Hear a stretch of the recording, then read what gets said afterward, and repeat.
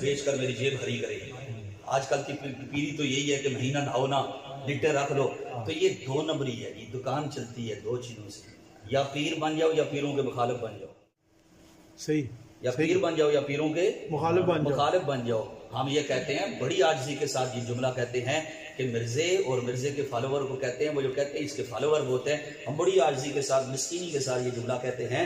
کہ مقبول ہونا بڑی بات نہیں ہے، بارگاہ رسالت میں قبول ہونا بڑی واہ واہ واہ واہ واہ واہ، سبحان اللہ سبحان اللہ سبحان اللہ، واہ مقبول ہونا کوئی بات ہے، واہ، مقبول ہونا کوئی بات نہیں ہے، مقبول تو شیطان بھی بہت ہے،